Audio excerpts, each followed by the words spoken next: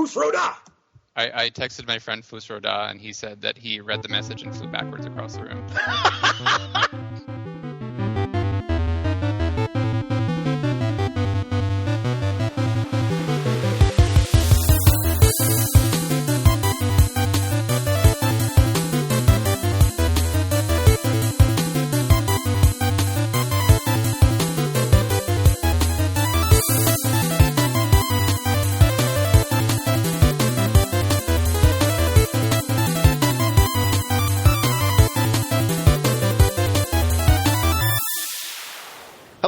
Welcome to episode 37 of Random Encounter, the RPG fan podcast. I'm your host, Robert Steinman, Pale Robbie on the boards. Joining me today, we have fellow Diablo 3 adventurer Stephen Meyering, Talus on the boards. We have the man who has been drinking and playing Skyrim probably way too much. There's one that I've been doing more of than the other, and it's Skyrim. But this is Zach, super flat on the boards. And, of course, the Zelda fanboy in us all. How am I a fanboy? I'm Derek Heemsbergen, Embryon on the boards. I thought you loved Zelda. I do like Zelda a lot. I'm not like a super fan, but it's pretty awesome. First sign you have a problem is you have to admit that you have a problem. Okay, I like it a lot. Okay. So we're here to talk about games as usual. We're going to start off with a little bit of further Skyrim discussion. We're not going to bore you guys with that too much. We spent a whole podcast talking about that, and we don't like to talk about the same game every podcast on this show. Of course we don't. No, never. We definitely don't do that. Moving on into The Legend of Zelda Skyward Sword, kind of a divisive entry in the series, but, seeing some forward movements by Nintendo. Rob, that's because it's the first one since Link to the Past that's been good. Ooh, Steven with the gloves. Oh, snap. Steven takes the gloves off. And then we're going to end with my adventures and Steven's adventures through Tristram because we're both in the beta. Not even. No, I'm not going to do it. Go ahead. Diablo 3, my game of 2011 and 2012. Okay. So, Zach, you've been playing a lot of Skyrim. I have. I've played and you 20 and I hours in the past week, which is more than I play for most games. So. You and I disagree on Skyrim in some areas, but I want you to be positive about Skyrim. I am so positive about Skyrim. You have been playing it a lot. I look on Steam, and Zach is just playing Skyrim. I'm like, isn't he in school? No, like literally 20 hours this past week. I've stayed up to 4 every morning. And one of those nights I was finishing my application to the JET program, and the other nights I was playing Skyrim. And that's the way it was for me with Oblivion. When I got Oblivion one summer, and it became a 9-to-5 job because I wasn't working, so I just played Oblivion all the time. So Skyrim's pretty great. That's my opinion on it. I'm not sure how to quantify what's good about it, because there's something almost intangible about what makes me want to stay up and play it. I think I got back to campus on Sunday night, which is where my PC is, and I was like, all right, I'll play Skyrim for an hour. I started at 11 p.m. And I was like, all right, I'm gonna have to wake up the next morning and get some good work in, work on my application, et cetera, et cetera. And the next thing I know, it's 5 a.m. You can't play Skyrim in short bursts. I mean, I think that's it's somehow the way that the world is created. I think it's able to get its hooks in you, and I think it's mostly how the quest ties are handled, just because you're able to walk around and just explore. And I know that you guys kind of talked about this in the last one, but you'll just run into a quest just randomly, and someone will have a conversation in the world, and you'll overhear it and be able to just figure out what's going on and help out one group or another. And yeah, I really, really like this game. Well, what's interesting? Go ahead, Steven. I was going to point out what I love about it. I mean, there are many things, but right around the time you're doing the second story quest where you're climbing a mountain and you get halfway up and there's ice flying everywhere and snow everywhere, and you can hear the wind and the music is faintly playing, and you're occasionally doing a little fighting and you're looking out over the edge and you can see all the way to other cities, and you're like, yep. This is pretty awesome. I think it's it lets you act out I guess you act out a fantasy, I guess, is a way to put it, because that's how I feel when I'm playing it. I'm not thinking about the individual pieces of the game when I'm playing it, because everything at least works well enough. So while I'm playing it, I'm not thinking about, oh, this or that. I'm thinking of, oh, I want to get there. I have these tools to do it. I think that's when I enjoy Skyrim the most, too, is when I feel like I'm on an adventure, when I feel like I'm on a quest, when I'm completing an objective. That's when Skyrim is at its absolute best. That's when I feel deeply immersed in the world. There are some awesome quests in this game. I mean, we talked about, a murder mystery quest. There's quests where, you have to pickpocket certain people or follow them around town. I mean, there are just really, really cool elements of this game, and I think that I'm a little sour on the game right now, and I'll explain why in a minute. But I have to keep reminding myself that what I love about this game is the sense of place and the feeling of belonging. Like, even limiting the number of load screens in the game, since you don't automatically load when you go into a town. Like, some towns there isn't a wall surrounding them. You just walk into town and start interacting with people. The game really does a brilliant job of making you feel like, you captured your best friend who is a dungeon master. You chained him up in your bedroom, and he's just giving you quests and giving you adventures. What do you do in your spare time? You don't want to know. It's some really kinky stuff. Don't you think, though, again, do you think maybe expectation may have had to do with that, too? Again, I'm loath to bring it up because I don't want us to discuss it too much. But given the proximity to Dark Souls and how very different they are, but how, even if we say we're not influenced by discussion, so many people compare the two. Do you feel like maybe in a way, having played a game that has been painted to be similar, it may have colored your expectations? No. What's really soured me on Skyrim, and we were talking before, my biggest problem with the game is that the core issues that I had with Oblivion, namely the combat being not very well fleshed out and feeling kind of silly and not responsive, and the level scaling, which prevented me from ever feeling strong and forced me to fight enemies that were always kind of obnoxious. Those were my core problems with Oblivion.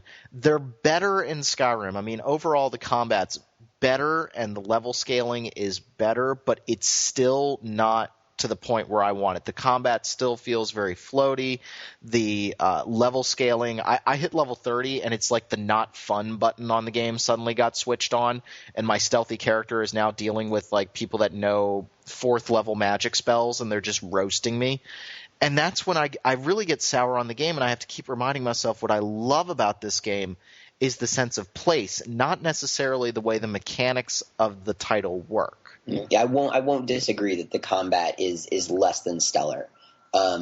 It's it is floaty, as you said, and there are times when I kind of wish that people weren't such damage sponges, because there are a lot of enemies in the game that you just kind of have to keep attacking until they fall over. But yeah, the dragon priests, they can take quite a few hits. I haven't run into any of those yet. Yeah, I think they're in the main quest, and I haven't got to them yet either. So those are, I'm sure they are, but the frost trolls are less than fun to fight. And then I was doing a quest where I had to investigate this, this murder, and what's going on, in this town. And then someone comes up and is like, I don't like you asking questions about this. Let's brawl. And so I had to punch a guy out, and it took me about 5 minutes to beat this guy up without any real threat of dying. So yeah. There are times that that's bad, but then there's another quest, and I don't want to talk too much about it, but it's it's one of the Daedric quests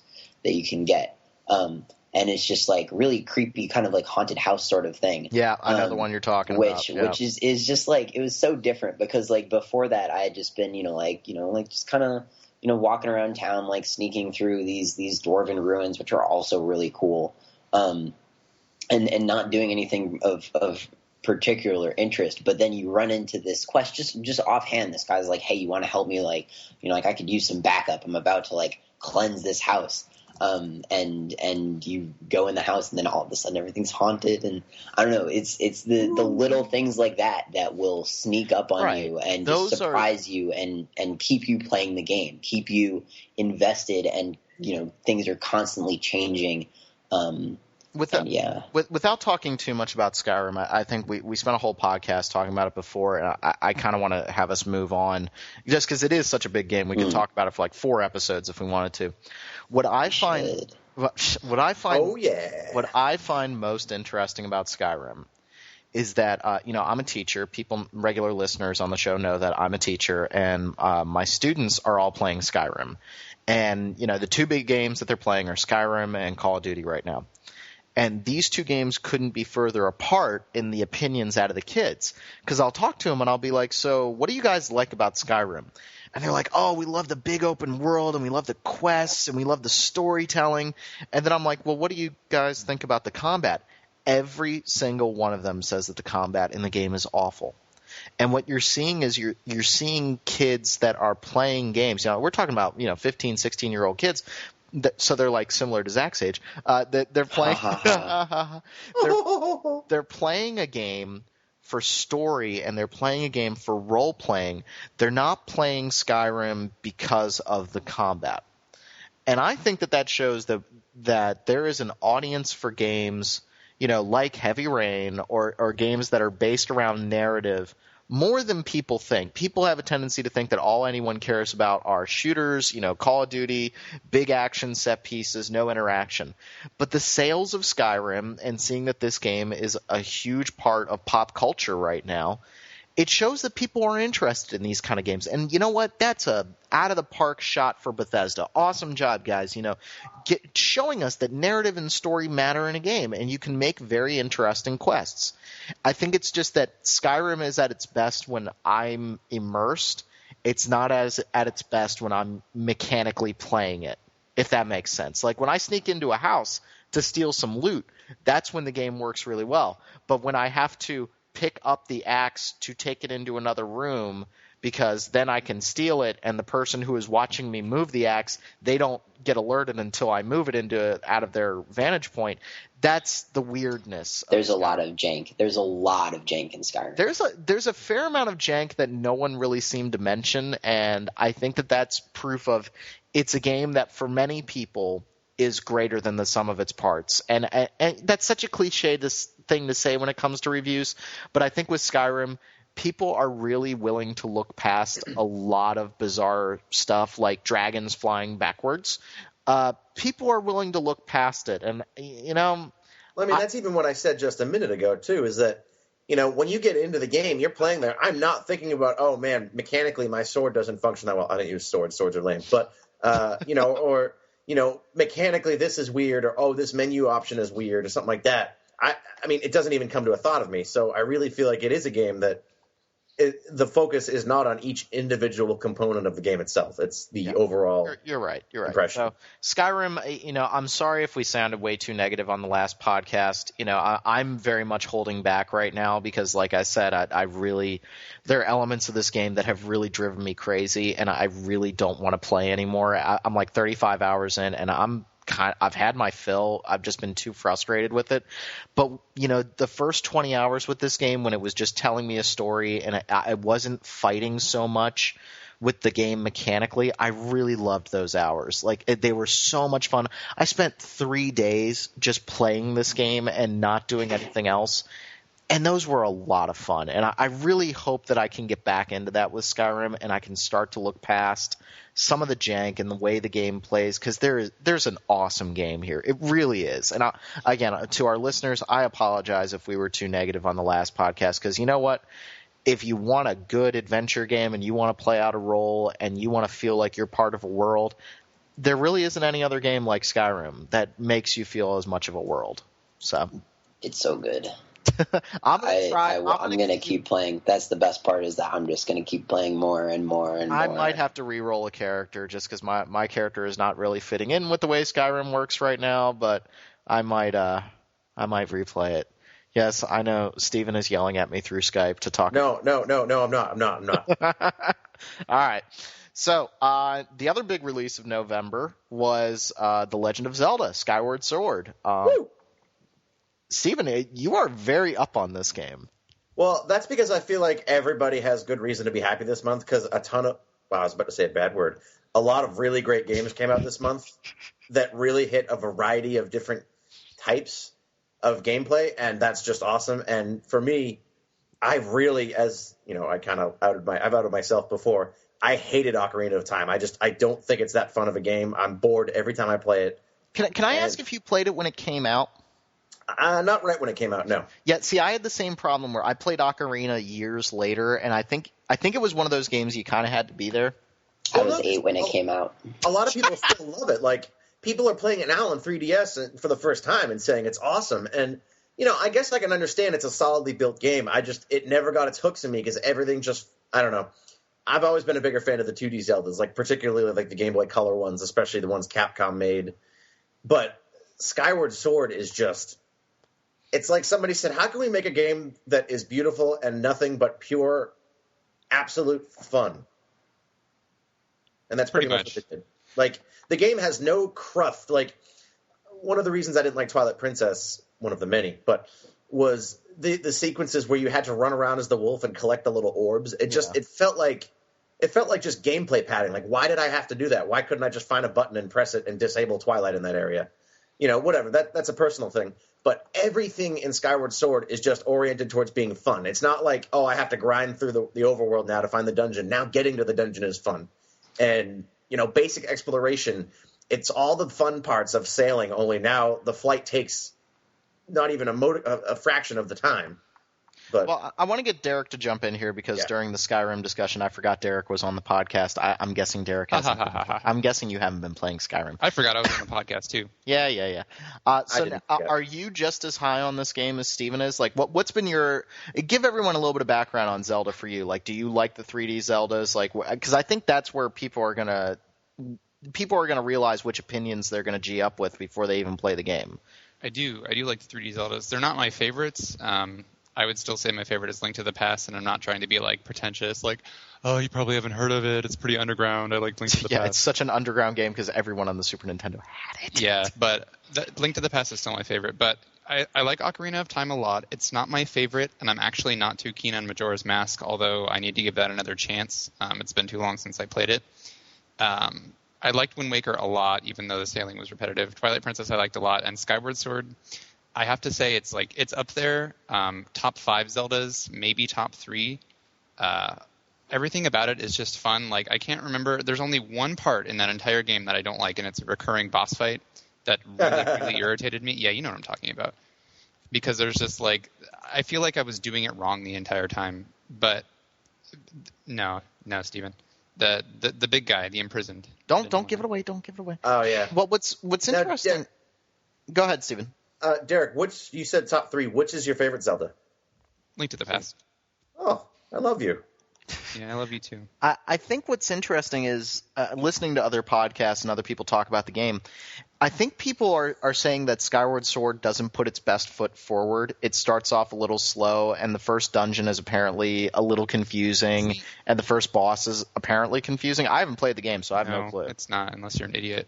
I have the opposite opinion about that. I feel like the start of this was so gripping because, yeah, it's a little slow gameplay-wise. Like, you're being introduced to the mechanics kind of slowly, but I would say that the whole intro sequence doesn't take more than an hour to an hour and a half. Sorry, go ahead. And you're actually being introduced to the characters, and you care about them way more than you care about them in any other Zelda game, in my experience. I definitely agree. That's what hooked me is, I knew within an hour of playing Ocarina on 3DS that I still didn't care for that game. Whereas from Skyward Sword, I was like, everything here feels fresh. His relationship with Zelda is interesting for once. And, all the people you meet the Greaser gang, basically. That's all I can describe them as. And it just felt cool that everyone in the world thinks Link is a complete tool. And I don't know. I thought that I got a kick out of that. And again, the game is beautiful. But I thought, it did put its best foot forward. And the first boss fight is actually the moment. I think it's interesting that people think the first boss fight isn't awesome because I got to that fight, and that was when I first said, wow, this game is awesome. Because you have to fight that boss in a way that you have never had to fight a single boss in any Zelda ever. Well, what's interesting is we're starting the discussion for Game of the Year right now, and I was just being funny, and I like to rant on the boards, on our editors' boards, and I said, one of my biggest disappointments of the year was Arkham City, which I'm getting to a point, guys. Arkham City is very similar to a Zelda game in a lot of ways, and it has a big overworld, and you're going into dungeons technically, and getting new items and stuff. But I think where a lot of people forget that Zelda is still kind of the king of this area is because Zelda games are very long. Usually what ends up happening is you get a new item in a dungeon, and then they spend that dungeon teaching you how to use that item, and then you're going to use that item in other dungeons. Arkham City, since it's only like a 15 to 20-hour game, you don't get that progression of learning how to do things. And so you're constantly sitting there going, wait a minute, how do I get through this area? Meanwhile, in all the 3D Zeldas that I've played, I never had that feeling because I just knew instinctively, okay, I see something like that. This is how I need to start thinking. And I think, to me, Arkham City is the perfect example of a Zelda game that lacks that cohesion and that ability to give the player knowledge. And I think that what was hard for people with Skyward Sword, what I was reading was people were saying that they had never, like you were saying, Stephen, they got to the first boss and they had never thought like that before. They were still thinking like old school 3D Zelda. Like That's a good thing, though. Yeah, that's why it's so fresh because I don't. Do you feel like it would be a spoiler to discuss it? I don't really think so. I mean, it's the first boss, not really. Basically, you're fighting another guy, and at first he's just walking at you, and he has a glowing hand. And you have to use the motion controls to fight him. If you swing your sword towards his hand, he grabs the blade and throws it across the room. So you have to actually look at where he's waving his hand around and attack.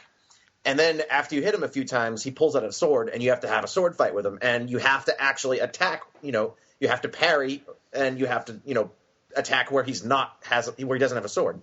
And it makes perfect sense from a logical standpoint. It's just nothing like anything in a Zelda. Yeah, I've heard people complaining about that, like, oh, I don't want to have to actually move my body to get anything done, and I don't understand because you're moving your arm, but it just feels completely natural. I don't know how that could be a negative at all. I think it's amazing and incredibly, it draws you in. It's really immersive. Nintendo also has a huge problem on their hands where they want to keep the fans happy, but you can tell that the developers over at Nintendo are starting to say, well, we want to innovate, we want to do different things, we want to try new things. And the problem is that then they're going to please people like Steven and Derek, but then they're going to piss off the fanboys that literally just want a remake of Ocarina of Time. As much as I love Twilight Princess, I know that game is essentially a remake of Ocarina of Time. I love that game, but it wasn't exactly doing anything new. There were some new items that were a lot of fun, but it was a retreaded formula. Skyward Sword is creating a little bit of a polarization right now because they tried new things. And you know what?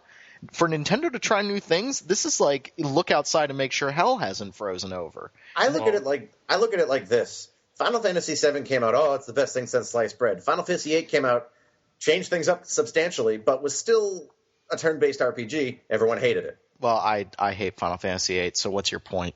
The point is that people just want another Ocarina. You're right, people do for people who want a remake of Ocarina of Time, guess what? There's a remake of Ocarina of Time. Yeah.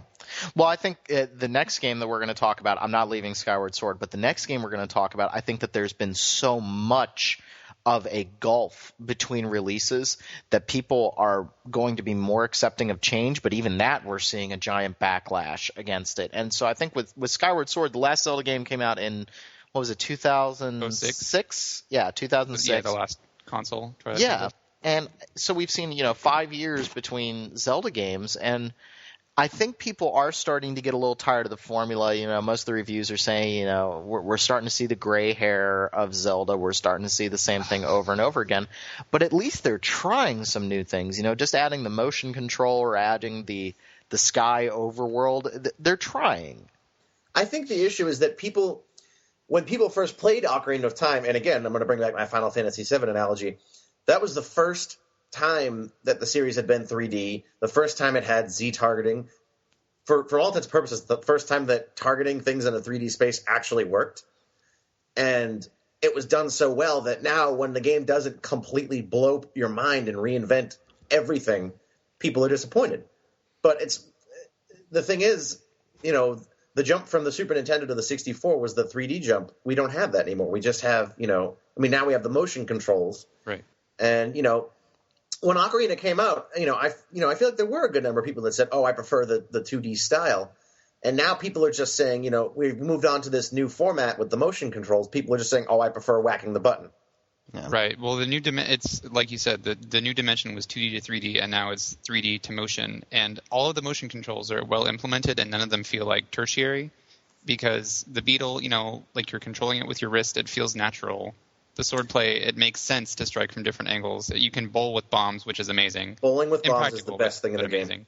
Yeah, it all makes sense. None of it feels like stupid stuff that you have to do for no reason, and that's why I'm kind of not understanding the complaints about the motion controls. I'm really not. Is it like the other 3D Zeldas where you start off, you get your slingshot or you get your boomerang, and then the new equipment starts coming later, or do you immediately start getting new stuff? You get the slingshot, and then you immediately get the beetle. Oh, cool! And that's the one that you kind of like fly around the environment. You can pick stuff up and interact with things, right? And you get the bug catching net, which isn't new, but you can control it with the motion controls. So I run around like a jackass just waving my bug net at people. Why am I not surprised? Oh, why not? But so you guys are up on it. I mean, definitely a good move for the Zelda franchise, and we want to see more of this. Absolutely. Yep. I would like to see it carried forward. I don't think it's necessary that they have to keep everything, but having played the sword combat in this and found it to be the only combat in Zelda ever that's actually been a draw to the series, yeah. And again, bowling with bombs. We haven't talked about the story that much. It's an origin story. Is this the first? Everyone's theorizing that this is the first Zelda game. And we know Nintendo has some, freaking map of the Zelda universe somewhere deep in Nintendo headquarters where everything's all planned out. But let's not talk about that because that's crazy. Yeah, that stuff's crazy with split timelines and stuff like that. But there was This is supposed to be the establishment of legend. And see what I'm really. Did you beat it yet, Steven? No, not yet. Is there something like at the end? Let me guess, it starts raining or something like that. No, I was hoping for that at the end of Twilight Princess. I was really hoping for that. No, Ganon comes out and he's all like, wah, wah, wah, wah, wah, and then he shoots, Don't give away the ending, Derek. Yeah, I beat it yesterday, and I will say that the story doesn't blow your mind, but it introduces some elements that people are going to be speculating about and saying, oh, so that's why this is like this. But it's not the best story ever. It's refreshing for Zelda, but you're not going to play the game for the story. You're going to play it because it's fun. I still think my favorite Zelda moment, I'm a Link to the Past fan as well. I mean, that's my favorite Zelda. I want to go back and play Zelda 2, though, because there seems to be a lot of people are starting to say that Zelda 2 is an underrated title. I just remember trying to play that game, and it broke my mind, but I'm going to try to do it again. I've been playing that on 3DS, actually. The Zelda 2? Yeah, and I had never played it, never paid any attention to what people thought about it. I just heard that it was really different, and it is, but it's pretty fun. I want to try it again. I think what's funny is, oh God, you completely. Oh yeah, my favorite Zelda moment was Wind Waker. The ending fight in Wind Waker was so cool, and such a change for the series. That was awesome, but I was really hoping that at the end of Twilight Princess it would start raining, or it would start to imply another link in the series, because I am one of those people that I like to think about the timeline. I like to think about how all the games fit together. I think Nintendo is kidding themselves when they say that they have a plan for the whole thing. I don't think they do. I really don't, but it's cool to speculate on. I think it's a fun thing to speculate. But what's our favorite Zelda-like game? Because Zelda games are very much Okami. Okami's too long. That's Okami's a lot. problem. She said. No, Okami is just Okami just needed to end at hour 20, and instead it went to hour 45. I loved all 35 hours of Okami. It was so good. I played the first part of the game on PS2, really liked it, and I just haven't gotten back to it. I really like Darksiders. That was a kick-ass game. I have that on Steam. Too. I have that on Steam. You should play that, Rob. Yeah. Make sure you have a controller for it, though. But it's real good. Yeah. Yeah. And then Well, I mean, it's not a Zelda-like game, but the Dark Cloud games were originally touted as the Zelda killer on Sony, but they're not. But those games are also quite awesome if we're talking Dark action Cloud 2 is RPGs. amazing. Dark Cloud 2. Dark Cloud 2 is mad awesome. That's the game that I saw it one time, and it was like $10, and I meant to pick it up, and I didn't.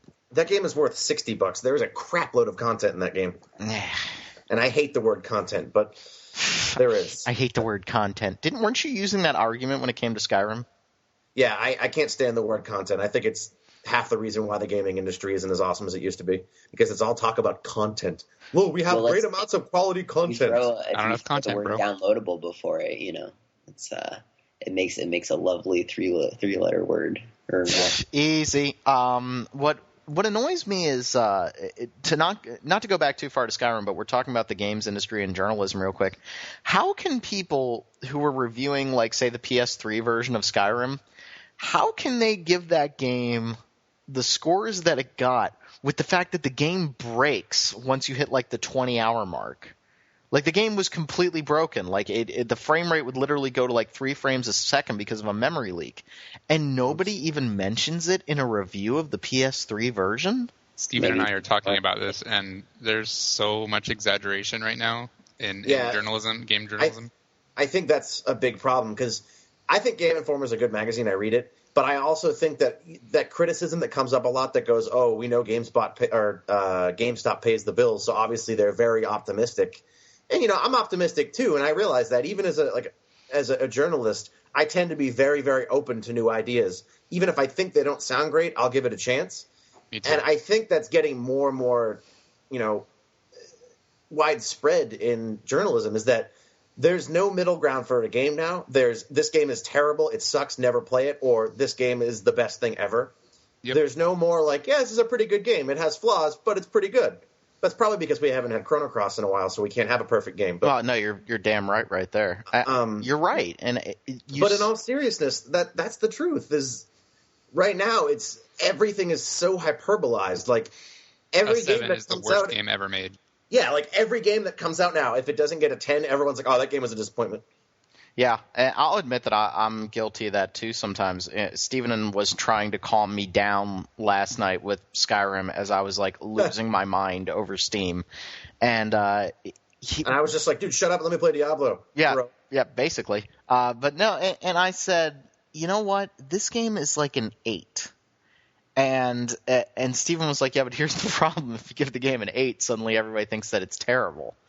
And that's really where we are with gaming right now. It's like it's the hyperbole. It's this is the best game ever. Like I don't understand how people can give Skyrim 10s. I don't understand that. Maybe they're seeing the game in a different way than I am. But to me, the game is just not. I don't think any game except Chrono Cross is in a 10 category. But that's just because everybody has their own way of scoring games. If you're on a 5 out of 5 scale, then yeah, I could see Skyrim getting 5 out of 5. But if you're on a 100-point scale, how can you give the game 100? Like that. That's the thing too. Is I think now the problem is that people don't see a 10 as perfect. They see it as this game is among the top echelon of everything. And looking at it from that way, it makes sense. And it also makes sense from an industry standpoint, because we want everybody to love more games, because we want them to go out and buy more games. Yeah, and Skyrim has sold a metric buttload, which is an actual unit of measure. It's sold so many, and I think that that's awesome for the industry. But for us to just sit here and say that, yes, Skyrim is the end-all, be-all, and for it to have, like, a 97 on Metacritic, like, to me, that's kind of excessive. I think it's a 96 or 97. Well, Metacritic's also, like, most of what's wrong with games journalism right now. But it baffles me. It baffles me how I'm, seeing these problems. Like, the next game we're going to talk about, I wouldn't give Diablo 3 a 97, 98. No, at least 110. At least 110. But no, I wouldn't, because I can see flaws. I can see problems. And, I don't think – we don't go around looking at paintings, handing them, 10 out of 10 on a painting. Roger Ebert uses a 4-star scale, but that's a very different way of rating things than, what used to be 100-point scales or 10-point scales.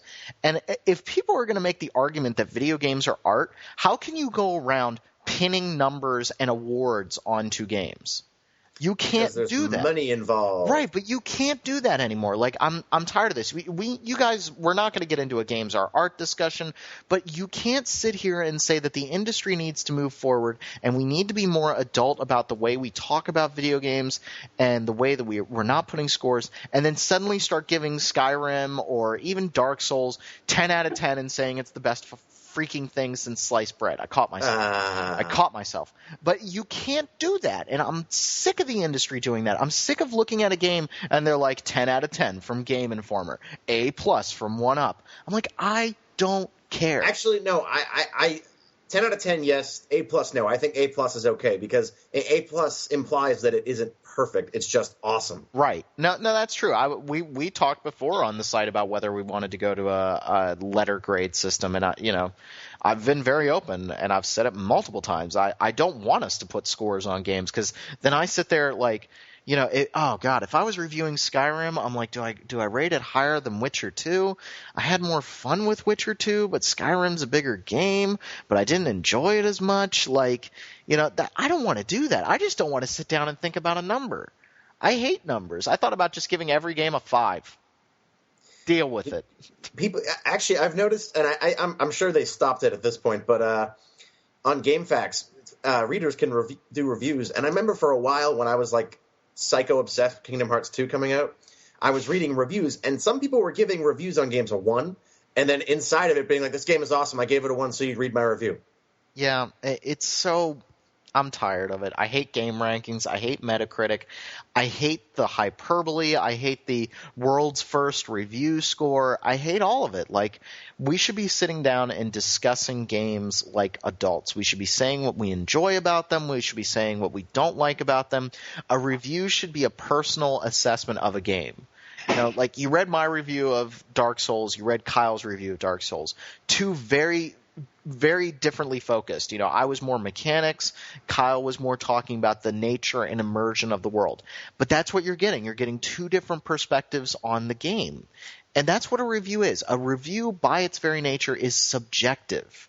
If you gave me, somebody who doesn't like Kingdom Hearts, if you gave me Kingdom Hearts 3, you're going to get a very different review from if you gave it to a fan or if you gave it to somebody that had never played it before. You can't get objective. Really? What just happened? And now I can hear myself. You totally destroyed his rant. Wow. I hate all of you. I'm going to call you a Robinator. I'm coming back. You can't have perfect objectivity. And I think that's what people want out of games journalism, but it doesn't exist. That is true. People want to argue for perfect objectivity, but they also want their favorite game to get a high score so they can feel good about playing it. Exactly. It goes back to the issue of like, how are fanboys made in the first place? I have the argument that fanboys are made because when I was a kid, I could only afford one game system at one time. So, your parents get you a Super Nintendo or they get you a Sega Genesis, and now you need to champion that thing. And that has never ended, and for some people it doesn't end when they're 30 and they can afford every game system. They still feel the need to champion something. And we should probably talk about role-playing games. Yes. Okay. That was a weird tangent. I like role-playing games. Yep. So MMORPGs. So Diablo 3. Want to play it. I am not kidding when I say this. We just got done talking about hyperbole, but Diablo 3 is the most fun I've had this year. Playing the beta has been the most fun I've had this year. I don't know what it is about that game. I've played a bunch of loot hacks. I played Dungeon Siege 3. I played Torchlight. I don't know what gets into the water over at Blizzard, but they have just hit that secret sauce of making you feel awesome and making you enjoying exploring and finding stuff. I mean, it is just God. Yeah, I agree with the hyperbole regarding this game. And I think hypocrite. I think it's yeah, I know. No, I think it stems back to what we were talking about numerous times on the podcast and when we were just chatting, and that's the fact that, again, not to down Torchlight because I think it's a great game, but Torchlight, Titan Quest, Sacred, all of those games are Diablo 2 with a lot of content. Or, oh, hey, we took one small new idea and added it to Diablo with a different graphical style and a different setting. Nope. And then Diablo 3 goes, yeah, Diablo 2 was great, but how about we make something new? And the entire skill system is rebuilt, and it makes it engaging again. The thrust of the game is so different from all the Me Too games that have come after Diablo 2, whereas it feels like Blizzard is actually saying, yeah, we know we can make a great Diablo 2. We did. And then we did it again when we made the expansion, and then we did it again and again when we released patches that rebuilt the game. But we don't want to do that again. They're actually making a fresh experience. That feels like what is new about? Because I've seen like a couple of streams of the beta, but like I'll start. It looks similar. Okay, like if so it does. It's definitely similar in the run around, kill stuff, get loot concept, and that's important because that's Diablo. But we'll let Rob start. Okay, so here's how the game's different. First off, the game is completely focused on skills, and that goes for every character class. Whereas before, you're starting off a game and your barbarian is running around, usually just using a regular attack or bash. Each character class is using their skills predominantly. There is almost no reason to use a regular attack in this game. Why? Because each character has been built around their skills helping out with their own personal resource management. But that's not even the best part about this game. The best part about Diablo 3 is that, do you remember that when you leveled up in Diablo 2, you got attribute points and you got skill points? And the attribute points, you said, okay, I want a little bit more mana, I want a little bit more health, I want a little bit more dex. But if you didn't follow a build, you were breaking your character anyway. Exactly. You could very easily break a character. And then when you got a skill point, you would dump a skill point into either learning a new skill or upgrading a skill. And as Stephen would point out, you could also break a character by doing this. And to segue from that, that's the thing that Diablo 3 fixes. That's what I'm saying. Go ahead. So what Diablo 3 does is it says, okay, here's what we're going to have you do. When you level up, at certain levels, you unlock new skills. It's predetermined, and you get a statistical boost for every level. We've taken that away from you as a player. So no more building your character by allotting attribute points or skill points. Where the character creation comes in is that as you level up, you get new skill slots. You only have 2 at the start of the game to assign a skill. So even though you maybe have 5 skills, you can only assign 2 to your character. So what you start doing is you start mixing and matching skills to build your character. Okay, I'm playing as a witch doctor, and I start out with the blow dart skill and summon zombie dogs. But eventually I get a skill called Haunt, which is kind of like a seeking missile of death.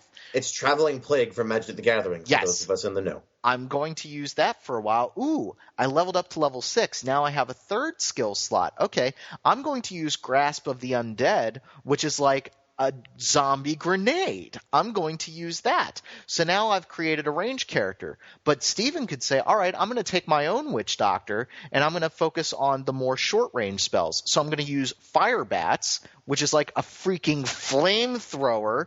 I'm going to use detonate on my zombie dogs to make them into projectiles. This entire argument doesn't work because I wouldn't play a witch doctor. I would play an awesome class like wizard. Okay, but what it means is that the skill, there's no wrong way to build a character. You can't break a character. It's as simple as going to an altar of Nephilim, changing your skill slots, and suddenly your witch doctor or your monk or your wizard plays entirely different, and there's no repercussions on you. You are not screwed. Now, I agree with that, and the thing is, that's going to sound to people like, oh, hey, then every character is the same. And on a basic level, yes, leveling up, you're the same. Where the difference comes in is, in theory, the rune system, which is not in the beta. Well, we haven't even gotten to runes yet. I haven't even gotten there. What I think is great about it is that with Diablo 2, if I'm building a sorceress, odds are good I'm not using one of my level 1 skills. So I'm playing a sorceress, saving my skill point every level. And for my first hour of playing until I get to level 20 or 30, I'm not doing anything. I'm barely having any fun because I'm power leveling to when I can finish my build and dump all my skill points into one skill at a time. Whereas in Diablo 3, I felt like the moment-to-moment gameplay is more rewarding, and they've gotten rid of the bad kind of grinding. Now you can grind for loot. You can grind for experience. You can grind, for all the things that made Diablo fun, magic finding. But the grinding of, I have to run here and do all this inane stuff and power level so I can get to the point where my character is fun to play, is gone. Yep. There's no need to respec your character. This game doesn't need a respec option because at the end of the day, my level 60 Witch Doctor is the same as somebody else's level 60 Witch Doctor. The difference comes in the skills that we choose and then the runes. And now runes aren't in the beta. They come later on in Act 1. And what runes do is you have different colored runes that fundamentally change the skill. And they come in different levels of runes. And you'll attach a rune to, say, zombie dogs, and now your zombie dogs have a leech life skill that gives you health. Or your zombie dogs now do fire damage or poison damage. Or you make it so that you can have a fourth zombie dog. The number of different ways to play this game is mind-boggling. Nobody is going to play this game the same way unless, of course, there's an ultimate build, but that's what the beta's been for, is for Blizzard to sit down and say, all right, let's hammer things out. They're constantly making changes, numerical changes to skills. Now, what this does is that now the focus has been taken away upon making the proper character. The focus is now on trying different things, different experimentation, but now the focus is also on the loot. Because this was something that took me a couple of play sessions to really realize, and I struggled with it at first. The damage of your skills is now based on your weapon. Yes. Go ahead, Stephen, explain it. Your skills, even for the wizard, which at first I said, okay, that's kind of weird. But if you think about it, in Diablo 2, as a sorceress, the only reason you wanted a different weapon was A, for a greater percentage of mana, B, for skill points. And, there were other things too, but it never had to do with I need a more powerful weapon to make myself more, directly powerful. Now, when you get a new wand, your skill, for example, you'll get a lightning skill that says, okay, it arcs 3 times, and it does 125% of your weapon damage. So you can improve your skills just by getting a better weapon. So, in effect, what this does is this gets rid of something like Diablo 1. Unless you build your entire character towards being a charged bolt sorceress, which I've done, your charged bolt is going to suck. Whereas now, if you say, hey, I want to change gears, I want to start trying to use, what are some of my favorite wizard skills already? All of them. Spectral Blade is kind of cool. Yeah, if you've been using, lightning skills and now you want to use Spectral Blade, oh, but I haven't put skill points in that, is no longer the problem. Now you say, well, I have a decent weapon. Let me, in theory, let me toss a rune in here, try some different stuff, and then you can change gears and you suddenly can use this other skill effectively. Yep. What we're saying right now, we gave a very long answer to Zach, and we're only talking about the skills right now. The game is about experimentation, and it's no longer about power leveling. It's not about punishing you for not making the decision that you're supposed to make. My first Necromancer I played in Diablo 2 was absolutely broken. I played it right when the game came out. The Necromancer didn't play properly. I used a pike. He was completely broken. I've seen so many different builds, make sure you put this level into this skill at this time. You can find all these different builds online and guides to creating characters. That's not the focus of Diablo 3 anymore. The focus of Diablo 3 is, first off, every character class feels strong as hell. Every character class in this game feels like a badass, and that's so rewarding. When you take out 20 enemies at once, you just scatter them by the wayside, you feel strong. And it's all about experimentation. It's all about trying new skills. Like, I was playing as a monk, and I started using the crippling wave skill, which you just decimate. Like, he just does this roundhouse kick that just ends everybody around you. That's what makes Diablo 3 so interesting, is that the focus has been taken away off of this is the only way to play the game. It's now all about the combat and about experimentation. Somebody asked me a question because we've been loving on this game like crazy. I don't know. I was just going to say, as somebody who plays mostly JRPGs, I am really stoked for this game. I want it so bad. Oh, my God. The story... Did you play Diablo 2, Derek, or Diablo 1? Not that much. I played a little bit of Diablo 2. I honestly have never even beaten it. I've never played past the first act in Diablo 2, mostly because I got Diablo 2 about a year and a half ago. Okay. Diablo 3 will make you happy. It also I'm really excited. The interesting thing is that Blizzard's been hinting at a console port. I'm more interested in the ability to use a controller.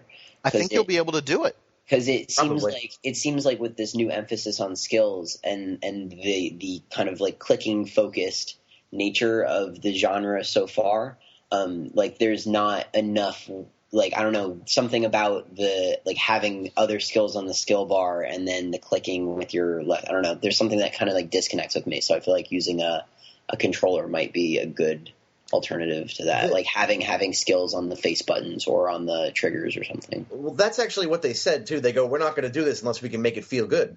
And it feels good, man. But they, if they did that, they say, you know, all right, you can use the right bumper and all the face buttons for skills. It would function very similar to the PC version. And you know, they put your facing, say, on the right stick and your movement on the left stick. And you know, you can use skills like, you know, channeled skills that, you know, where you spray lightning or something like that. I think it would be great to see it on a console because personally, the amount of time and money they've put into this game, I would think, I mean, after seeing how well Skyrim has done, which used to be a PC-only series, I would love to see Diablo hit this, you know, colossal audience just by introducing it on the consoles. Well, the other thing we haven't even talked about is that Blizzard continues to blow me away with their presentation style.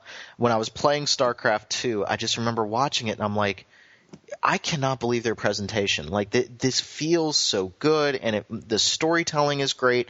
I mean, you start playing Diablo 3, and it's the same thing. It's just you can tell that they've moved forward with storytelling, and then there's little hints at the original games, like you pick up journals from previous characters, you find out what happened to them.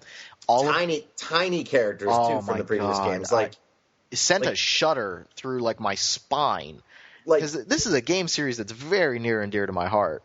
Like, for example, Rob told me a story. For Diablo 2 fans, the guy who drove the caravan in Act 2, Wariv, Rob ran into a completely random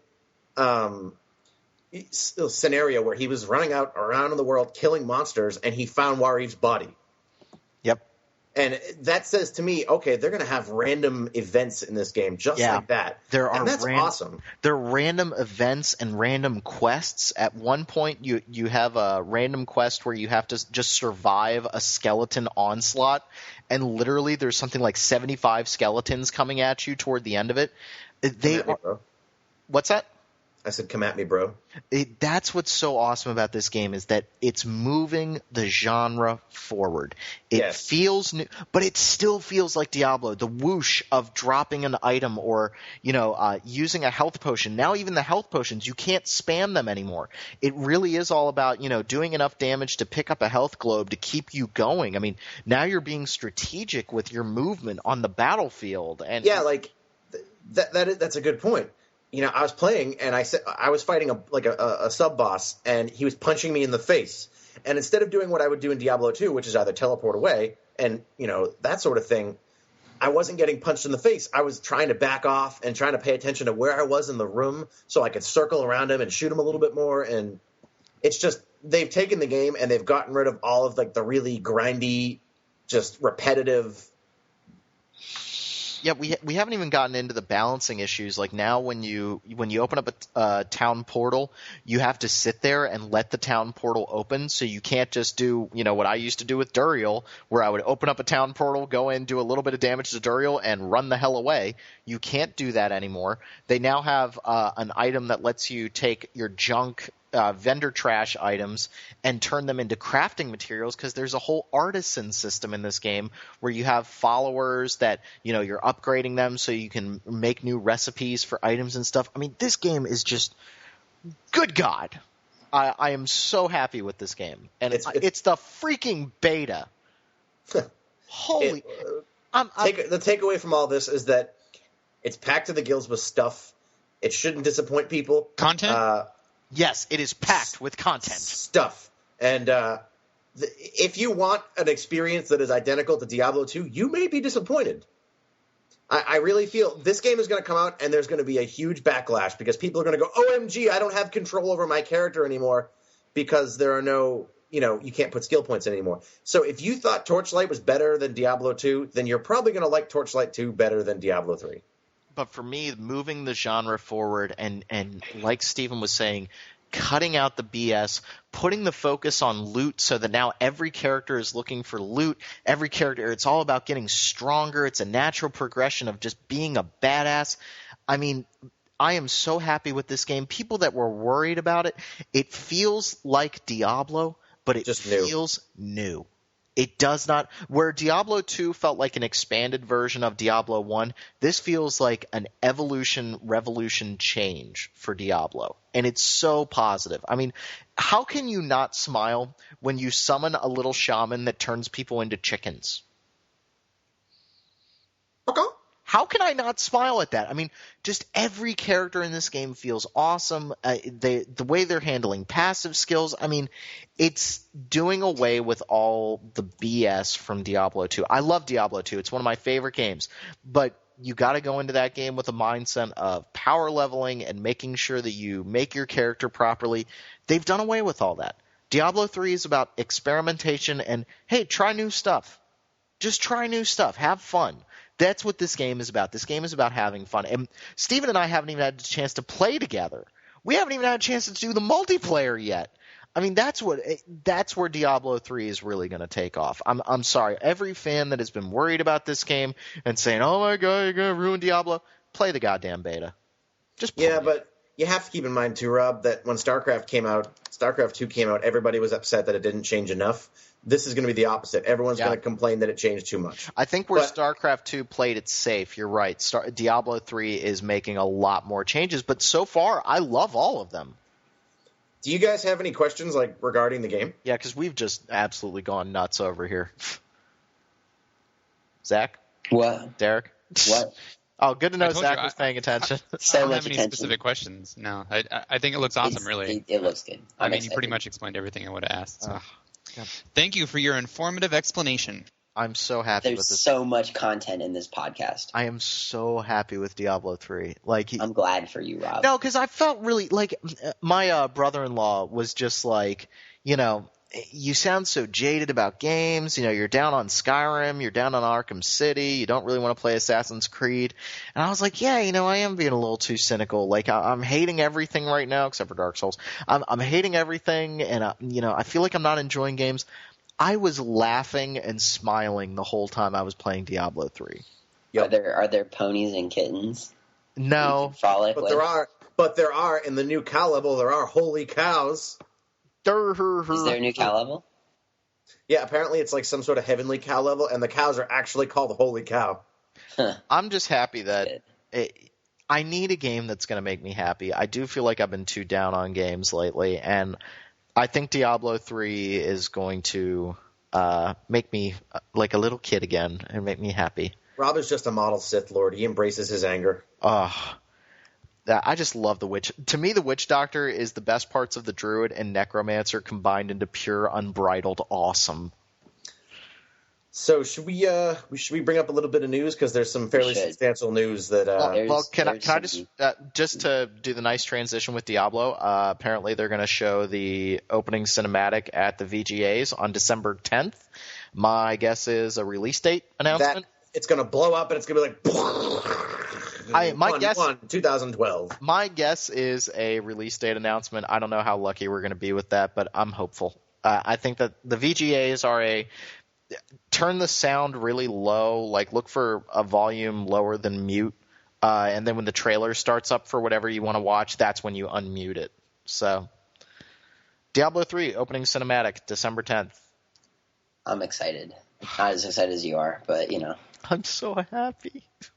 But yeah, so we do have some big news. I think the biggest news this week has been that Xenoblade Chronicles is now coming to North America officially. Good for you, Nintendo. In April.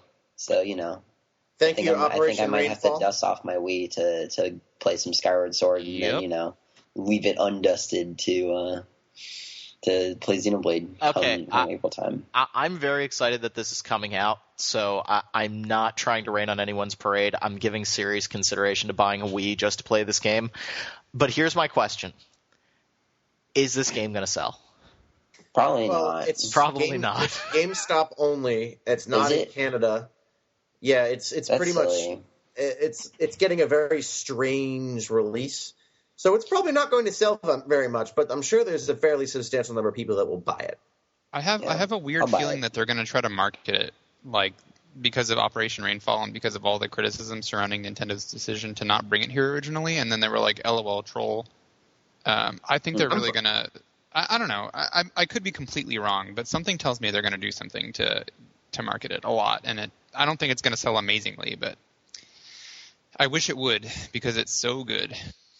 Yeah, I feel like it will probably meet their admittedly low expectations, but I don't know beyond that. I think it's great that it's coming here, and I'm pretty sure they knew this was going to happen a while ago, but they never ever, they don't throw a bone in terms of, hey, keep your eyes open. Yeah. I'm excited for it. I have a feeling that it's not going to sell that well, and then Nintendo's going to be like, see, we told you it wasn't going to sell so well, but at least they're doing it, and that's kind of awesome. I'm happy. See, on the one hand, I'm skeptical of it selling well, but on the other hand, I feel like that there are a fairly substantial number of people who didn't import it and are still interested in playing it. Yeah. All right, more news. We also have another big announcement. This one kind of unexpected is the South Park role-playing game coming next year. It was announced in this month's Game Informer. So if you want the full details on that, check it out. But it looks like obviously South Park characters, but in a slightly more fantasy South Park setting, with a Paper Mario style battle system. So we'll see how that goes. It's being developed by Obsidian, so I have some faith. And it has the full involvement of Trey Parker and Matt Stone as opposed to the other games. They're writing the dialogue and the story, so the jokes should be. I'm anticipating it'll be South Park lampoons pop culture and all that, and TV shows and movies and occasionally games. I'm just anticipating a South Park that is the jokes are focused solely on the video game world. But did that work? Didn't they do that with the Simpsons Grand Theft Auto-like game? And but that wasn't very good. Though. Yeah, that game wasn't actually good though. Okay. And way to pass judgment on a game that isn't even out yet. All right. The new South Park game. You guys are saying, well, that the Simpsons game wasn't good. Well, how do you know that the South Park game was going to be good? I'm not saying that the game is good. I'm saying that Trey Parker and Matt Stone are pretty solid. I just saw Book of Mormon. It was great. Oh God, I want to see it so bad. So good. I hate you. Yeah, but anyways, more news.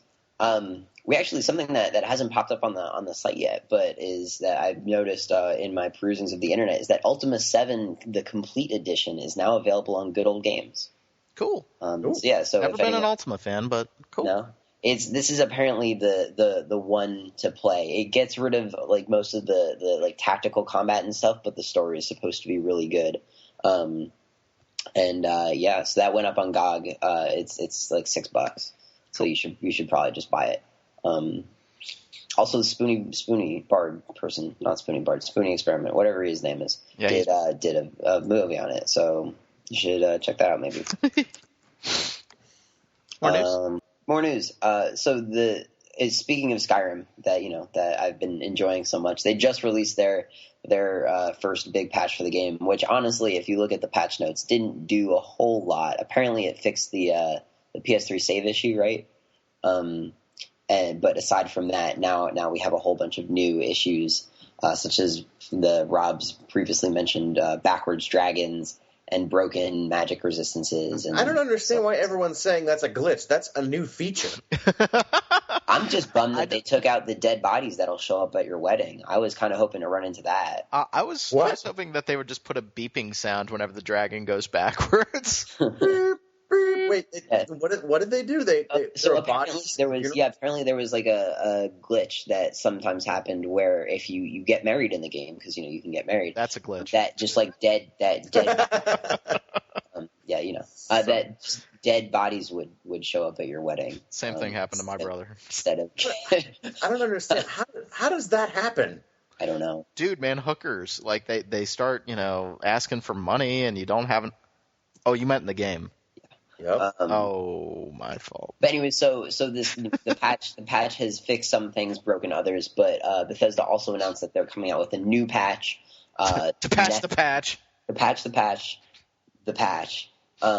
which should hopefully fix some of the other stuff that's been going wrong with the game. They do have a good deal of patching to do, despite how good the game is so far. I feel bad for Bethesda, but at the same, because they were under so much pressure to get that patch out and fix the PlayStation 3 and to get the textures to work properly on 360.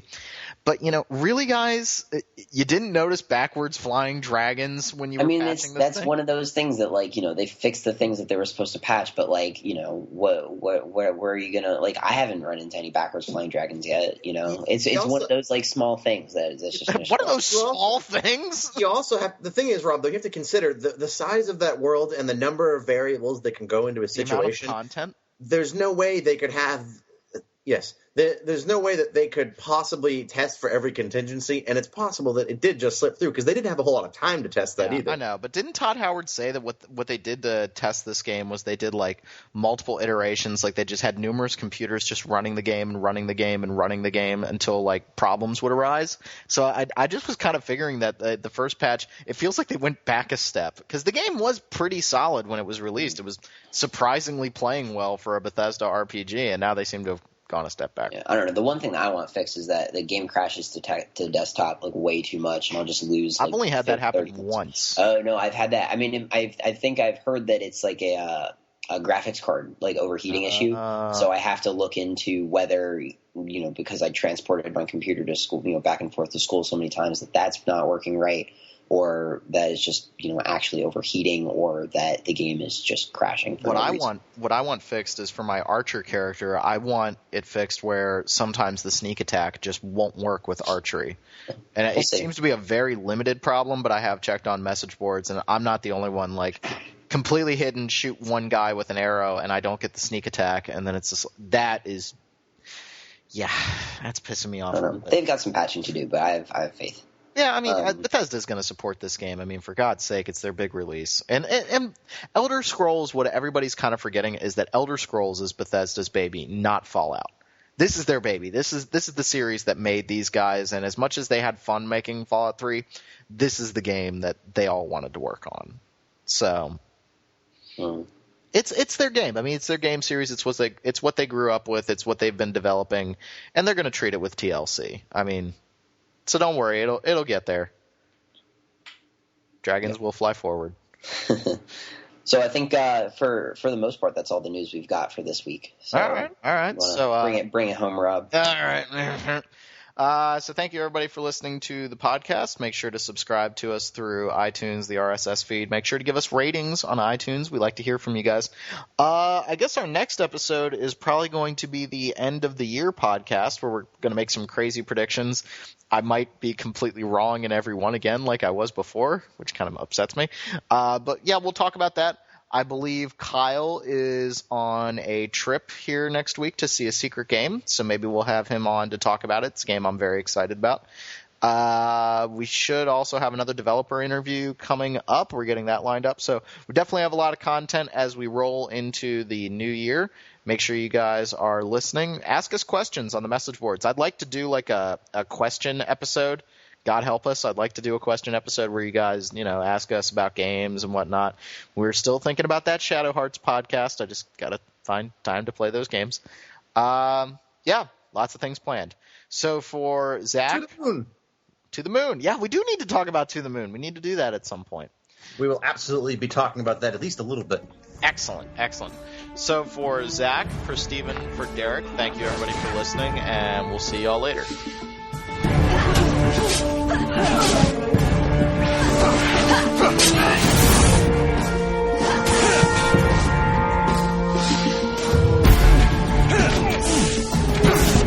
Greetings, everyone. I'm RPG Fan Reviews Editor Bob Richardson, and we're with Rob Steinman. He's another reviewer at RPG Fan and podcast host. Yeah, I'm just refereeing right now. We're speaking with producer of Path of Exile and co-founder of Grinding Gear Games, Chris Wilson. Grinding Gear Games was founded in Auckland, New Zealand in 2006, but they only recently started working on Path of Exile in 2010. Specifically, Chris graduated from the University of Auckland in 2004 after studying computer science and commerce. He also earned first-class honors in computer science. His initial work in software security afforded him the opportunity to co-found and invest in Grinding Gear Games. Chris, welcome.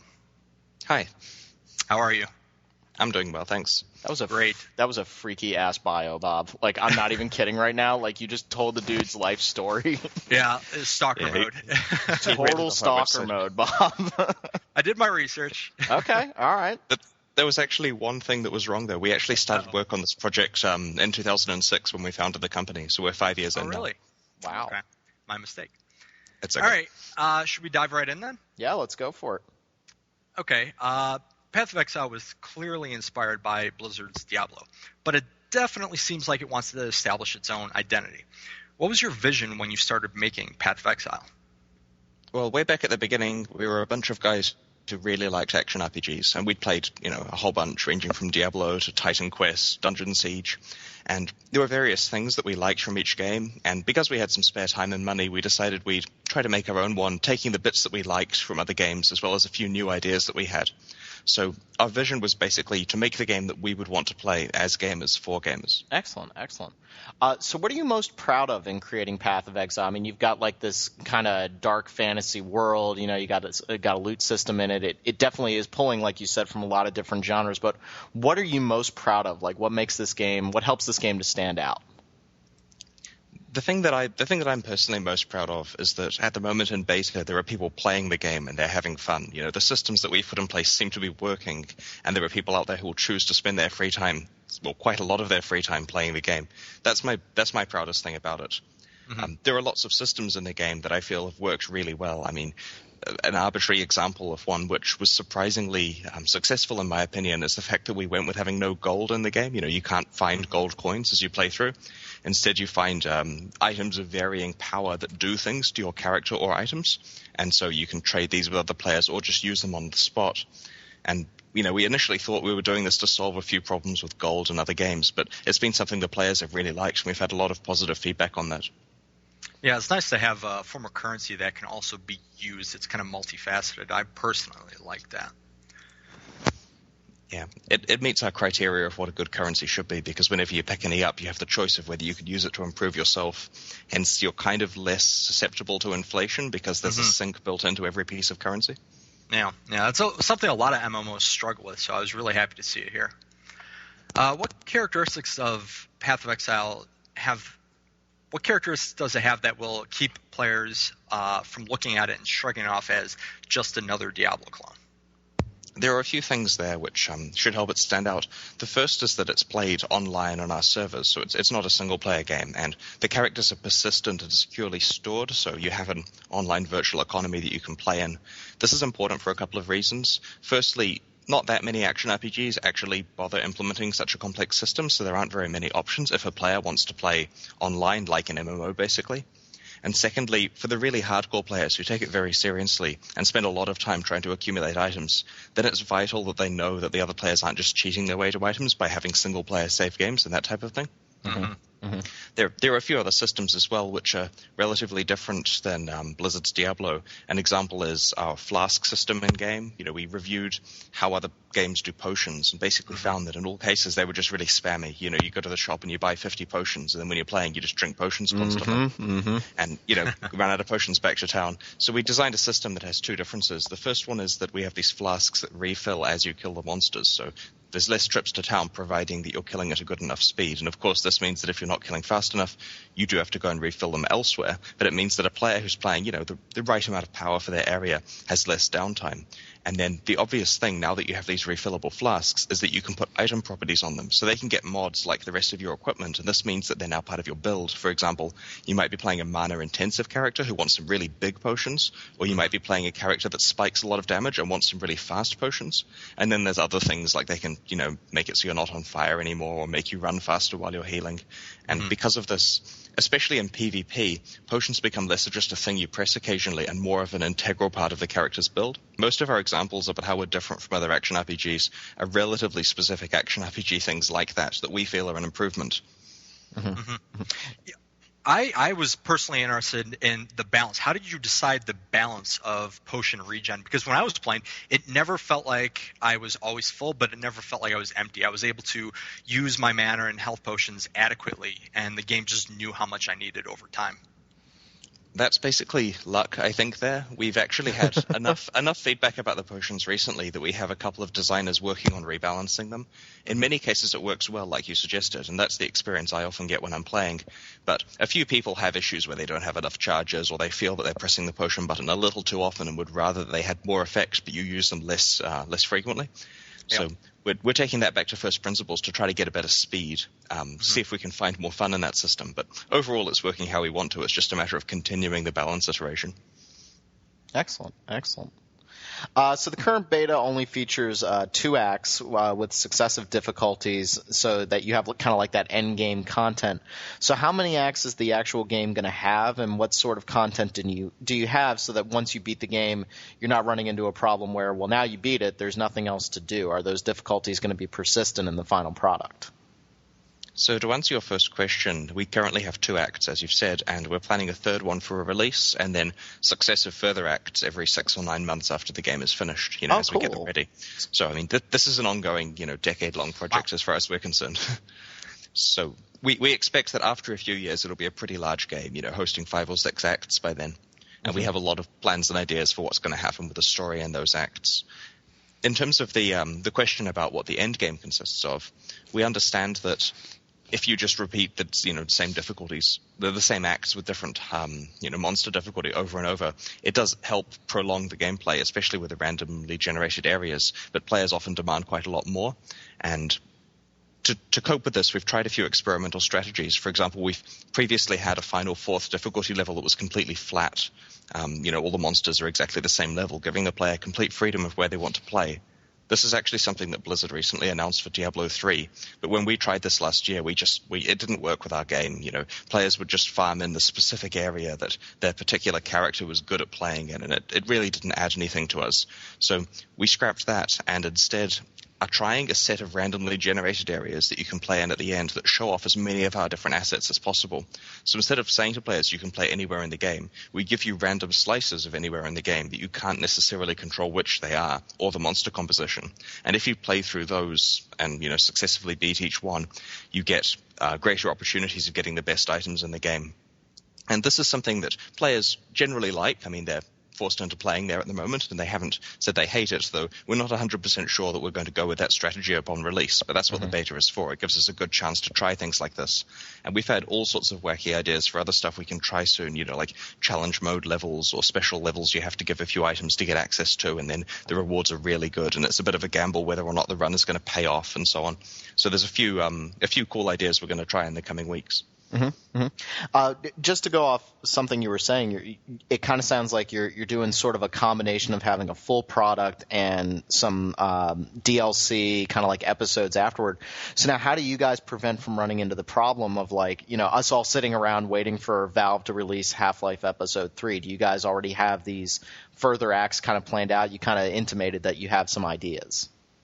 Yeah, we do know what kind of things we want to happen, with more and more planning in the sooner acts and less in the later ones. And our intention is basically to just have a portion of the team working on churning that content out. I mean, an example of how that can work successfully, I guess, is with Guild Wars. They managed to release an expansion on schedule for several expansions, like clockwork, for the first few years after the game was released, and the players began to trust that expansions were coming out on time. And that's something that I definitely aspire to being able to achieve if we can have the extra acts coming out on a regular schedule. That's something hard to do. We see constant delays in the industry, so if you could do that, you're going to earn a lot of loyal fans. Well, we'll try. We understand there's a 6th class not included in the beta yet. Is there any chance you could tell us what that class is or anything about it?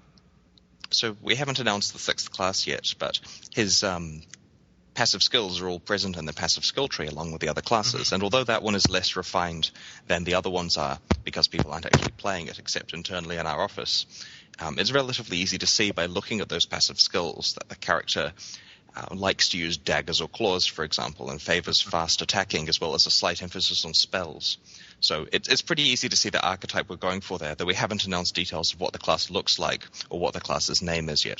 This one kind of goes along with it, Bob. I'm going to let you take care of this because you're talking about Final Fantasy X, and I hate Final Fantasy. I'm kidding.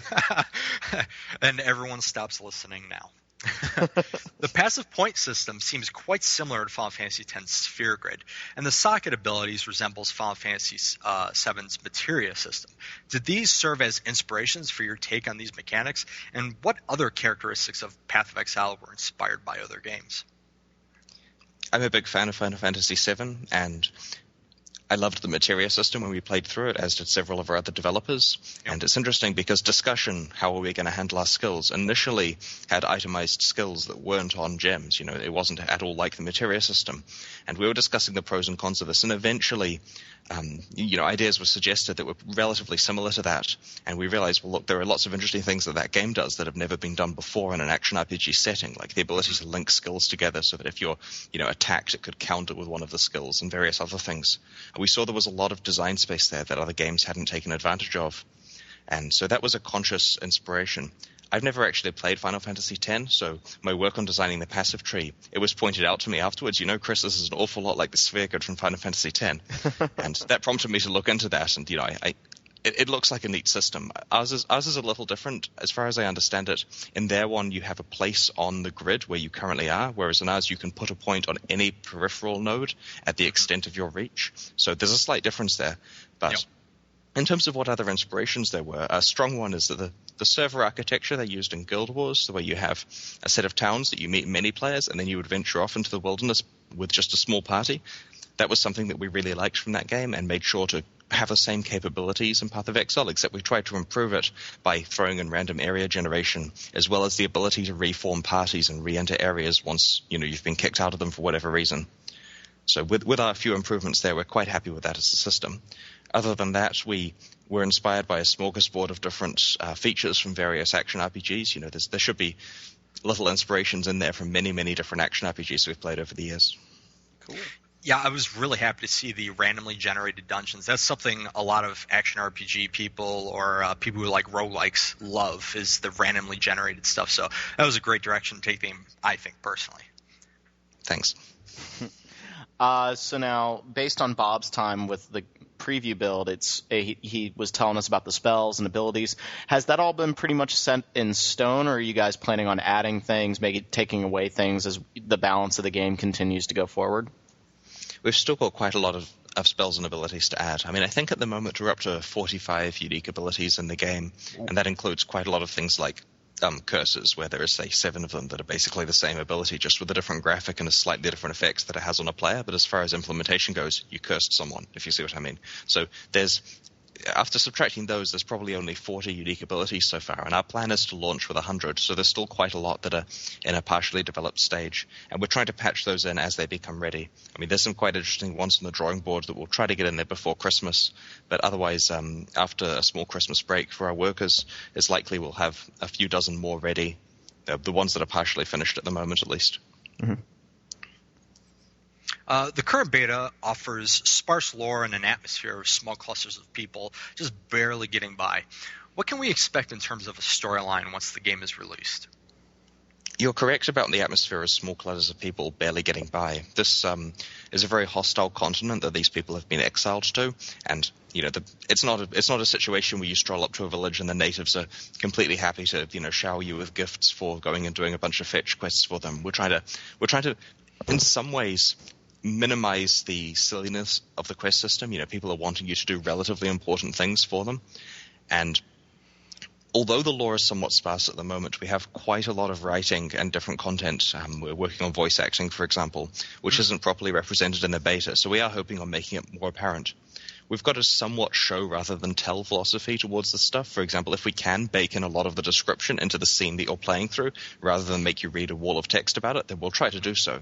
Mm-hmm. And a lot of players have commented that they'd love to see more of the lore. The beta at the moment doesn't show very much. And part of this is because when the player is exiled, the first act doesn't just sit them down and explain to them everything that's going on in this world. It has them kind of somewhat purposefully, aimlessly try to infer what's going on. The second act helps solidify things a little bit more. And the third act explains quite a lot of the backstory and, actually has conflicts that the player helps resolve in the world. So it's on purpose trying to make the player have to guess at what's going on towards the beginning of the game, but we have a ton of writing that'll hopefully help make it clearer for those people who love talking to NPCs and hearing a lot of what they have to say. Mm-hmm. Cool. So now PvP is obviously a huge part of these kind of dungeon crawl, Diablo type games. But some people really don't like to play that sort of aspect, or they don't like to play cooperatively with other people. Do you think that Path of Exile is going to be the type of game that you can enjoy single player, or is this something where you get the most out of it by playing it as a multiplayer experience? So we've designed the entire game that you could play it without having to interact with any other players, and you can do this by just, turning off the chat channel, ignoring the people in town, and playing by yourself in your own private areas. And a lot of people do this. I mean, when I sit down to play it casually in the evening, I generally play by myself, mostly because it's just the way I've played action RPGs in the past. Compared with some people in our office who will always try to get a maximum party size of as large as they can, to play with a whole bunch of strangers to enjoy it that way. So we've even designed a lot of the end-game content so that you don't need to party up. The goal is that a player should be able to get any reward that they could get in a party by themselves. It's just that it may be a little more difficult because they're more specialized. There may be situations where it's beneficial to play with another player so that you can get some, say, tanking when you're doing a lot of damage. But a well-designed character should be able to deal with it all solo. And of course, it gets a little bit harder if you're playing with a party on purpose so that we can afford to give them better rewards. Mm-hmm. With regard to PvP, we don't want to force anyone into PvP, but yet we want to put PvP as a prominent system in the game. So we have a bunch of PvP designs here. For example, we have planned arenas and tournaments, so if a player is a competitive PvP guy, they can just play in those all day long and accumulate rating and rewards. And then we have some certain game modes that you can optionally play in, which allow you to invade other people's instances and kill them and take their items. And that's a very, very hardcore form of PvP. We'd only expect a few % of the players to enjoy it, but for those players that do, that game mode is available optionally if they'd like to play there. And that design of that game mode is a little bit reminiscent of Darkfall Online and other games where you can take people's stuff when you grief them. We've had a lot of players, especially from Europe, very excited about that mode. And I have to stress it won't be forced upon the other players who aren't interested. So the basic goal is that no one is forced into PvP or grouping up, but there are definitely incentives to play both if they'd like to get the full experience.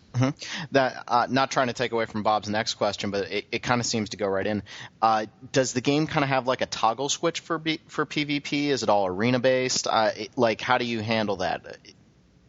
At this stage, there's no toggle switch. Basically, in the current beta as it stands, when you're playing, the only time that you encounter PvP is on some quest in Act 2, where if you're playing with your friends and they choose a different option than you do in a certain quest, to save someone or to fight them, then you get to fight your friends alongside that person, which is kind of it's like the end of Streets of Rage. That's great. So we threw that in. It's a way of testing PvP without actually saying to players, we now expect you to play PvP competitively. So people have been doing a little bit of PvP there, but without the expectation that they have to take it super seriously. In terms of your actual question about other PvP, basically players will be able to get into PvP situations because of choices they've made with either game modes that they've played in or things like entering a tournament. So when you're playing through the game world, normally you won't have to worry about people busting into your instance and killing you. As for world PvP in the normal game mode, whether two players can consensually go hostile on each other, I'm not certain yet. We could do that. It would just be a matter of making sure that it works okay within the framework of other stuff we've set up. Interesting. Okay. We understand that Path of Exile is and will always be free, with the exception of purchasable aesthetics. Could you tell us more about these purchasables and if there are any other ways for people to spend money on the game? So we decided we'd make Path of Exile free way back in 2006 when we started work on the project. And at this stage, there were some free Asian games, but it just wasn't something that was done in the West. And our killer business plan is we'd come in and be the first free-to-play game, and we'd just sweep all the money and it would be great. Then it took 5 years to make, so now every other game is free-to-play. And one thing that really disturbs us when we play these games is just like the design of the microtransactions that they sell just literally takes away from the game. Like you take the fun and you say to players, you have to pay for this fun, and you have less fun if you're not paying for it. And they design systems, for example, where you can get experience potions that double the experience gain, and then they say to players, well, if you don't get one of these, we're going to make the game super grindy, so it takes twice as long as the fun amount of time. And so we're really disappointed by these kind of things in other games, so we vowed that we're never going to pull any cheap tricks regarding experience potions and stuff like that, and we're not going to directly sell power that let people skip game content. Oh, you're not going to sell codes. Right. we're not going to allow people to pay for access to like an act that another player doesn't have access to. So our pledges here are that the game content is completely free, and that we're not selling power, and that basically there's a fair competitive playing field for things like PvP that people take seriously. Mm-hmm. You know, I mean, how can someone take PvP seriously when another player can just buy all the good items in 20 minutes? You know, it's something where the player has to be rewarded for their good decisions and their careful trading and spending a lot of time finding stuff, and that's what these players really want.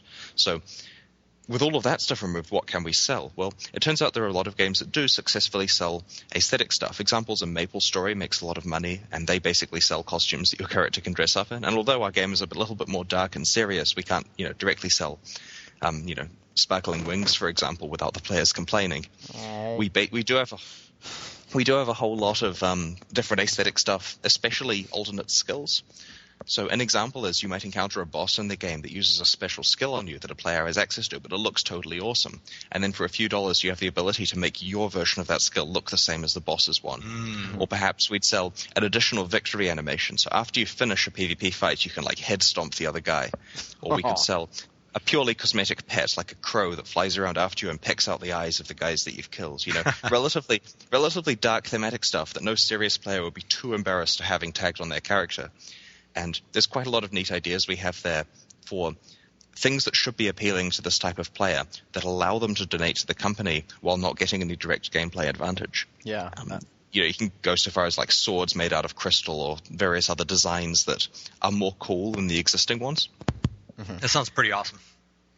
Yeah, and that definitely helps to distinguish you guys. I know that the community right now, some members of the community are up in arms over Diablo 3's auction house, and I think that helps you guys to create an audience for yourselves. If people are that upset with the auction house in Diablo 3, then hey, this Path of Exile doesn't have this system. It's purely aesthetic, and so that helps you guys to get a different audience. That's actually pretty smart on your part. Yeah, thanks. How do you? Sorry, go on. No, go on.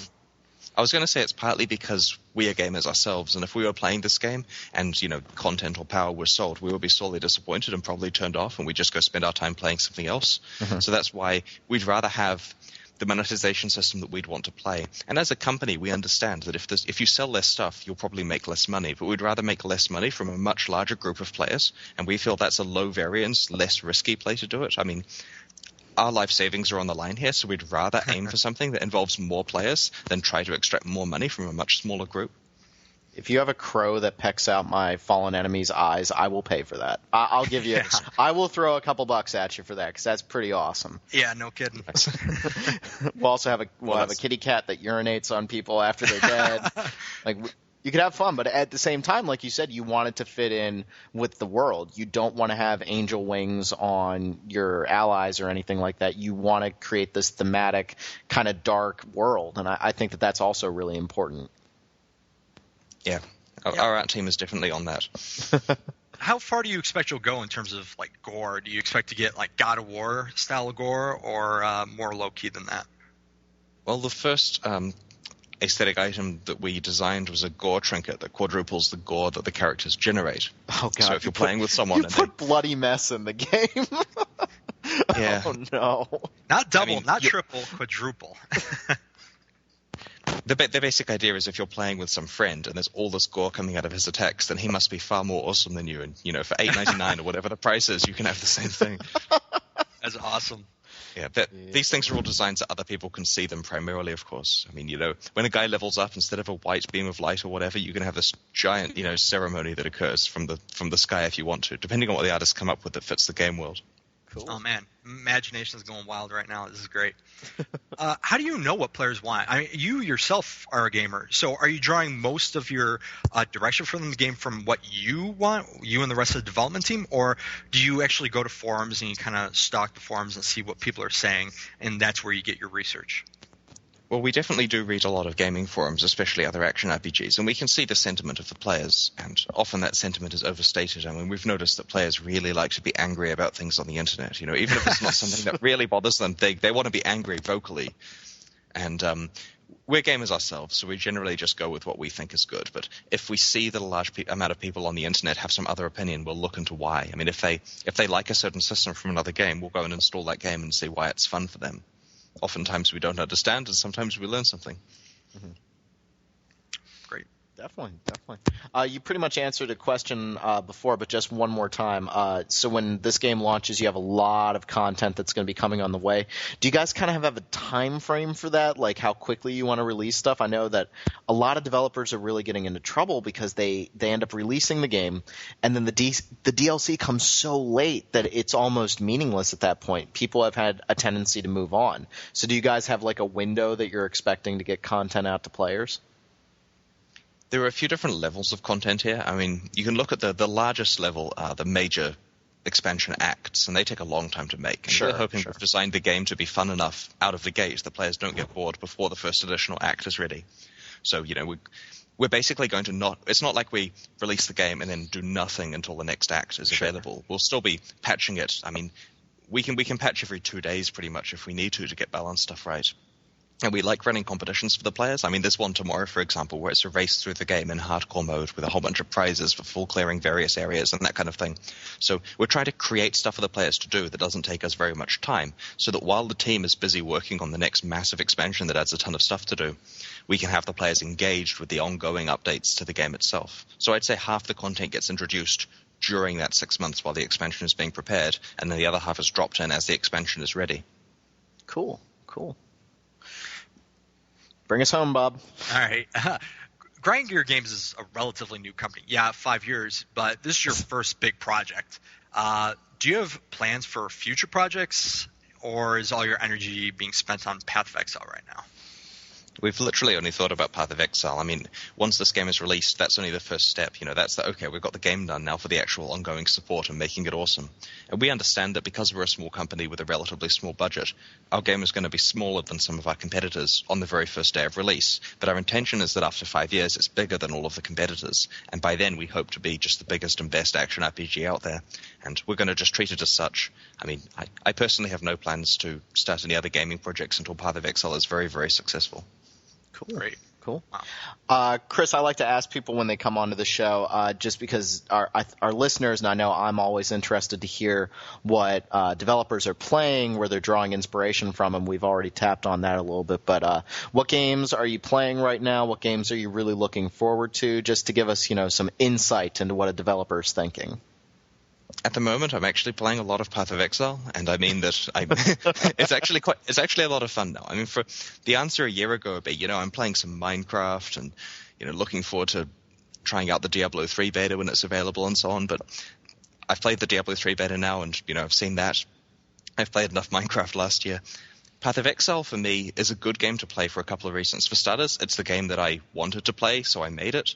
And secondly, it's very easy to justify playing it when it also doubles as work. I mean, it lets me chat to the community. It lets me see how the game actually plays from a player's point of view. And I always learn something that needs to be changed every time I do play it. But thankfully, it's at a stage now where, we've got a beta realm that's relatively fresh, and I can play my character and accumulate items and just basically enjoy it for a game that it is. It's probably not the answer you wanted to hear, because you wanted to hear what other games I'm looking forward to. You were being honest, but it's actually kind of special to me because, we made this project because we wanted there to be a game like this, and now it's finally in the state where it's fun to play for what it is without me having to overlook things that aren't done yet. Mm-hmm. So that's basically where my time is going, and I've pledged that I'll spend a couple of days playing some Skyrim over Christmas because everyone else in the office is obsessed with it, and it looks quite good. I like that you kind of adhere to that writer's mantra where if you write something and you're bored by it, chances are everyone else can be bored by it. So the fact that you can play your game so much and you still find it entertaining probably means other people are going to like it too. And I know I personally did. I can't wait for the finished project. Thanks very much. Yeah, now I'm sitting here going, I have to steal Bob's beta key. I'm really pissed off because I said on the website a while back, I was like, are we going to get beta keys for this? I'm kind of interested. Bob's the one who gets one. I'm just like, God, now I got to kill Bob and take the beta key.